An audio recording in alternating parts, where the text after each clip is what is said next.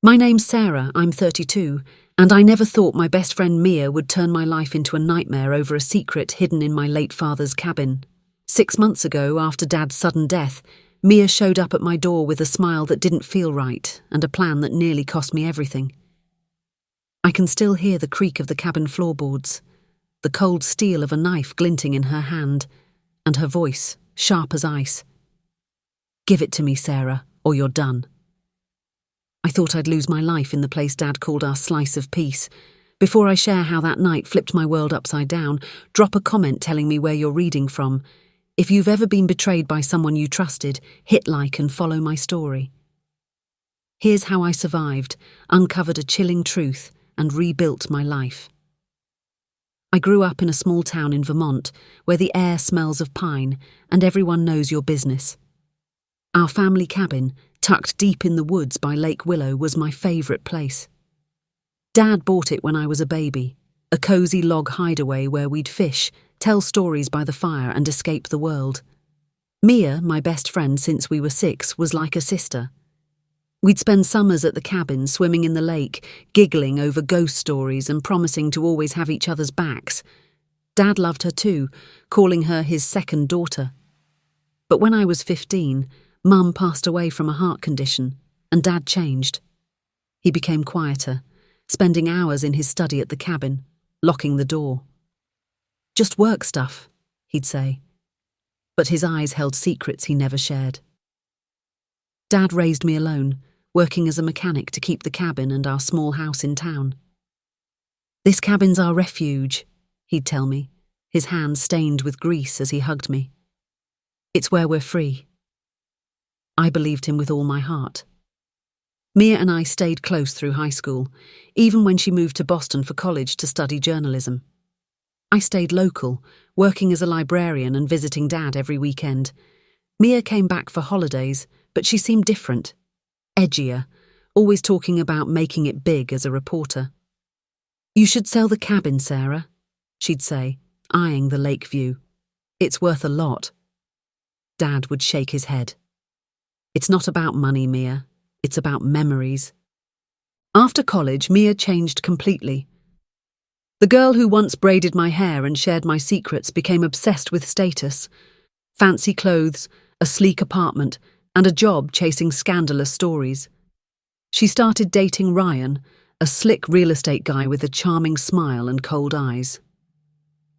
When they visited the cabin, Ryan walked around like he owned it, measuring walls and muttering about development potential. Mia laughed it off, but her comments stung. "This place is cute, Sarah, but it's stuck in the past." I brushed it off, thinking she was just caught up in her new life. Dad, though, seemed uneasy around Ryan, locking his study whenever they came. Last year, Dad died in a car accident, a snowy road, a sharp turn, no explanation. I was shattered, spending days at the cabin touching his old fishing hat, his coffee mug, anything that felt like him. Mia came for the funeral, her hug tight but her eyes distant. Ryan lingered in the background, checking his phone. That night, as we sat by the fire, Mia brought up the cabin. "You could sell it, start fresh," she said, her voice too casual. I shook my head. "Dad wanted me to keep it. It's all I have left of him." Her smile faltered and Ryan's jaw tightened. I didn't know then that they were hiding something dangerous. A month later, I met Dad's lawyer, Ellen Carter, in her office filled with books and plants. Mia insisted on coming, which felt odd. The will was clear. The cabin and Dad's savings went to me, with a small sum for Mia as a thank you for being family. Mia's face stayed calm, but her hands twisted in her lap. "Can't you sell and split it?" she asked. Ellen said Dad's wish was for me to keep the cabin, but I could sell later if I wanted. Mia nodded, but her eyes flicked to Ryan, who was waiting outside. At dinner that night, at Dad's favourite diner, Mia pushed again. "You don't need a cabin, Sarah. Get a condo, live a little." Ryan added, "Lakefront property's hot right now." I stood firm. "It's not for sale." Things got weird after that. My cousin Jake, who worked at a bank in Boston, called me. "Mia and Ryan are in deep trouble," he said. They owe $90,000. Loans, credit cards, you name it. Ryan's real estate deals tanked. It hit me. Mia wanted the cabin's value to fix their mess. I lived simply, my librarian salary covering my needs, and the cabin was paid off. I wasn't giving up Dad's refuge to save them. Mia's texts turned sharp. "You're being selfish, keeping that cabin for yourself," she wrote. "Dad would have wanted us both to benefit." She spread lies to our old friends, saying I was greedy, cutting her out. Then strange things started happening. My mailbox was smashed one night. A week later, I found the cabin's front door ajar, though nothing was taken. I called Mia, asking if she'd been there. "Why would I drive 3 hours?" she snapped, but her voice shook. My neighbour, Mr. Larson, a gruff old fisherman, noticed a black sedan parked near the cabin at odd hours. "Looked like that Ryan guy's car," he said. I added a lock to the cabin gate and a security camera, but my stomach churned. One night, I got a call from an unknown number. A man's voice, low and rough, said, "Sell the cabin or you'll be sorry." I hung up, hands trembling. The next day, a photo of me at the library was slipped under my door at home, with "Last Warning" scrawled on it. My friend Tara, a deputy at the sheriff's office, urged me to act. "This isn't a prank, Sarah," she said. I hired a lawyer, Michael Lee, who suggested a restraining order against Mia and Ryan. "Keep a log of everything," he said. "Calls, photos, anything suspicious." I stopped sleeping, checking my camera feeds, dreaming of shadowy figures circling the cabin. Then I found the cabin listed online as prime lakefront property, with photos of the living room and Dad's study. The realtor, a friend of Ryan's, claimed Mia gave him permission. Michael got the listing removed, but Mia's texts grew darker. "You're making a big mistake." My health started slipping. Headaches, no appetite, jumping at every noise. Tara suggested I stay at the cabin less, but Dad's words, "our refuge," kept me going back, even as fear gnawed at me. One foggy evening, I was at the cabin lighting a fire when the doorbell rang. My camera showed Mia and Ryan, her with a folder, him with a forced smile. "We just want to talk," Mia called, her voice too sweet.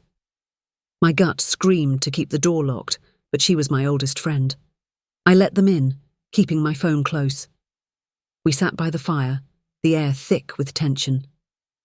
Mia slid the folder over. "Take a loan against the cabin's value," she said. "Pay us half, keep the place." Ryan nodded. "It's fair, Sarah." I saw their desperation. "You want me to go into debt to fix your problems," I said. Mia's face hardened. "You owe me. I was family too." Before I could answer, Ryan lunged, pinning my arms. Mia pulled a knife from her bag, its blade catching the firelight. "Where's the box, Sarah?" she hissed. "I know it's here." I froze. "What box?" She laughed, bitter. "Don't play dumb. Dad's secret. Hand it over." Ryan tightened his grip, pain shooting through my shoulders. I kicked, knocking over a lamp. Glass shattered. Mia grabbed my hair, pressing the knife to my throat. "Tell me, or you're done." My mind raced. Dad's locked study, his secrets. Was that what they wanted? Headlights flashed through the window. Mr. Larson's truck pulled up, his voice booming. "Sheriff's here, let her go." Mia froze, the knife shaking. Ryan cursed, shoving me to the floor. My head hit the coffee table, blood dripping into my eyes. "We're leaving," Mia snapped, but Tara burst in, gun drawn. "Drop the knife," she shouted. Mia hesitated, then let it fall. Ryan tried to run, but Mr. Larson blocked the door, his fishing pole raised like a weapon. "Not so fast," he growled. The sheriff cuffed them, reading their rights as I gasped for air. Medics treated me at the hospital.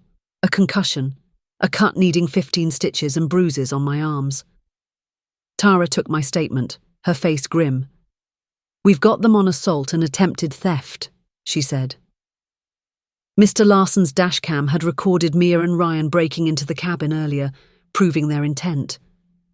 I stayed with Tara for a week, too shaken to go home. Nightmares plagued me.